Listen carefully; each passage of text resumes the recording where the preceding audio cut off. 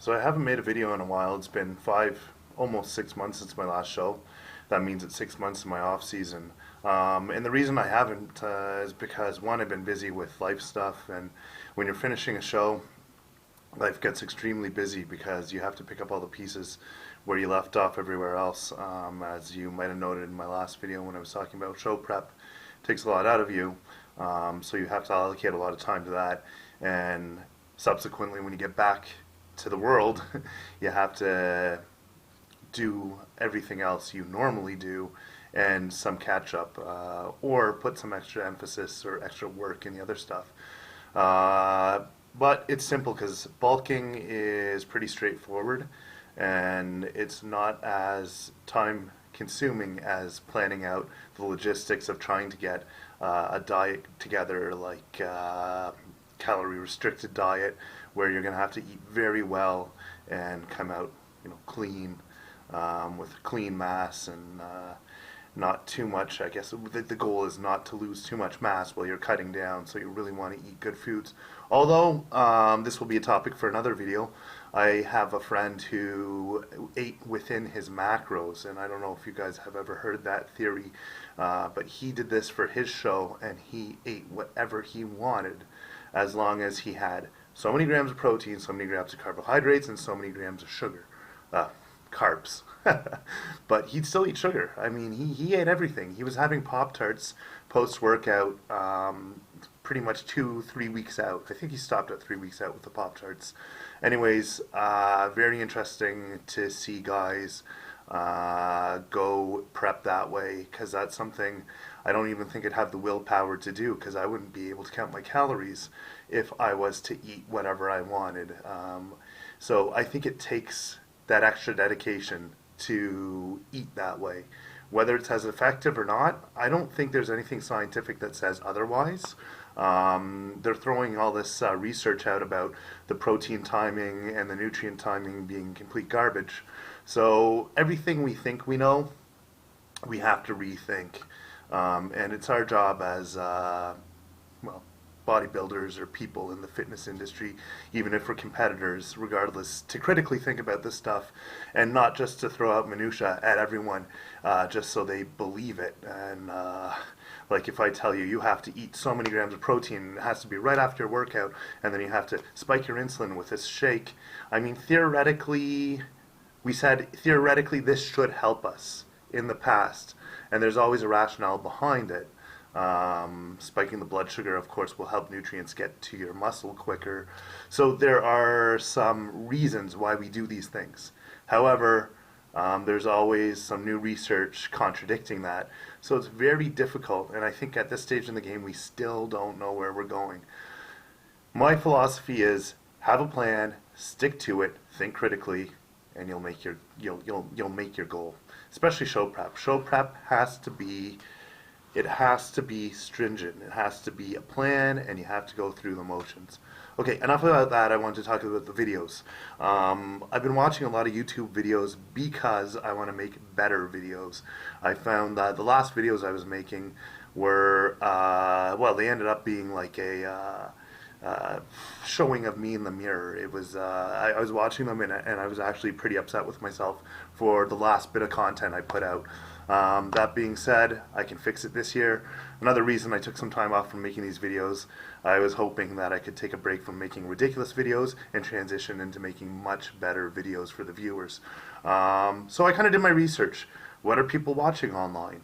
I've watched a lot of Rick Piana videos, a lot of Mark, geez, I always remember his name, but now I don't. It's Tiger Fitness.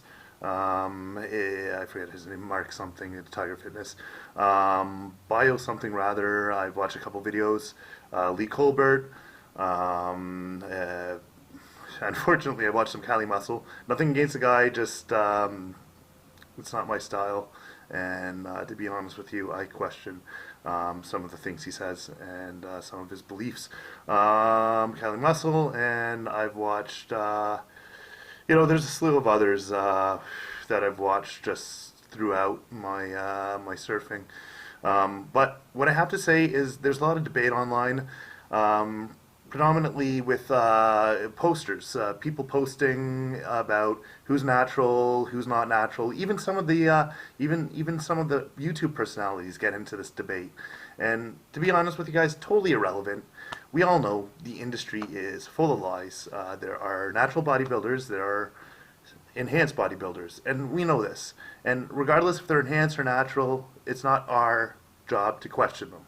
So think critically, but don't undervalue someone, and don't make them feel like whatever they're contributing is not respected. People want to be respected in this industry, and if they're not saying anything at all, leave them alone. And that goes for posters. I don't know what's wrong with some people, but really, I know there's anonymity in the internet, and people can be as disrespectful as they want, or ignorant. I like the word, I prefer the word ignorant. I've had some ignorant messages delivered and posts delivered, and I'm very, very ashamed of the people. I feel bad for them, because ignorance is just sad, and their ignorance is sad, and it's hatred, and I see a lot of hatred out there, and it's too bad. It's too bad, because we're doing this for your entertainment. We're doing this for ourselves. We're doing this to be better people. And if there's something you want to ask us, please do. And if you don't like the answer, then please keep it to yourself. And unless you have a very intelligent statement, I appreciate intelligent statements, but if it's sheer ignorance and hate and intolerance, then maybe you should keep your comments somewhere else. Okay, so that being said, a lot of childish behavior online. A lot of good videos. By the way, Antoine Vaillant, I didn't mention him. I like his videos. Interesting. Rick Piana, a little bit too straightforward sometimes. We got to be cognizant that these kids are watching. Kids, people who don't understand the industry. And Rick, I've heard someone comment about this. He speaks to those who are already in the game, who already should know their stuff. Nice and all, but I think that we really have to be careful in these videos what we say. And I don't think we should ever censor information. I think the more information that's out there, the better. And the more educated people are, the better. I just worry sometimes about what the younger generation may actually do. But that being said, all these guys who talk about the industry and the pink elephant in the room, I think they address it very well, and they project a good image, and they say repeatedly, this isn't a child's game. It's not a game to be played. It's your life.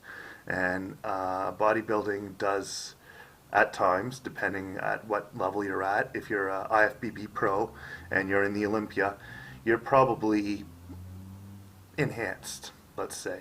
And if you are enhanced, then I think it's really important that you take credit for that, or not credit, but responsibility, because whoever uses the drugs has to be responsible for that, and it's their life and it's their health.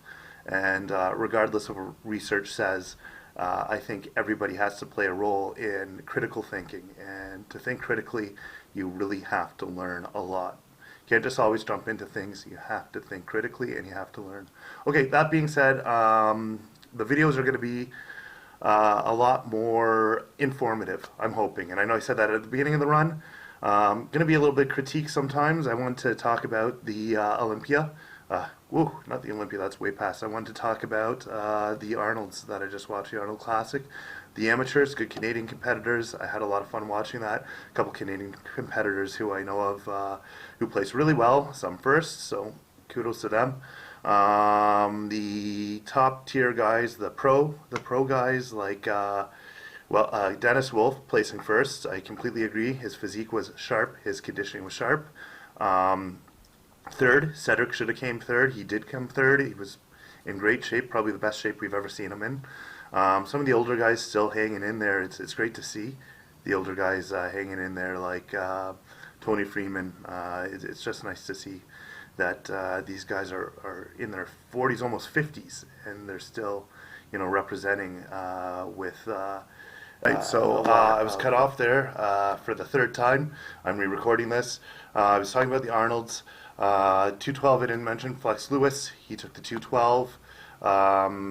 Hidetada, I can't pronounce his last name, the Japanese guy, placed third. Really like the guy. Oh, he placed fourth, actually. I would have liked to see him place third. I'd like to see him place first.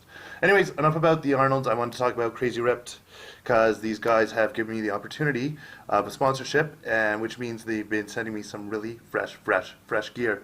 So I got, whoa, my infuser's going places. My Crazy Ripped hat, a red hat. Like it.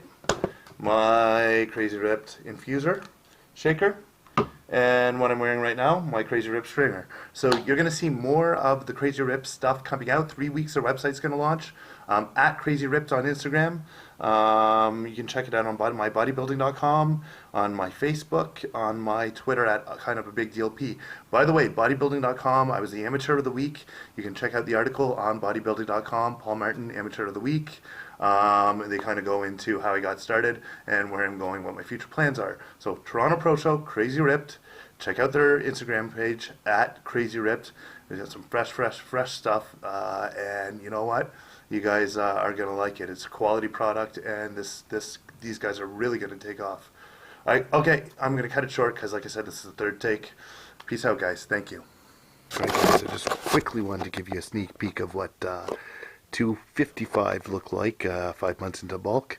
I got to 255 by doing a couple things. One being eating 500 grams of carbs a day on top of my 400 grams of protein and whatever fat I intake. So huge amount of calories. A serving of Vitargo before my workout, a serving of Vitargo after my workout. So I thickened up. You can see I still have abs under here, which is crazy. 255. We'll see what happens when I cut down. And that's about it for guys. For now, guys.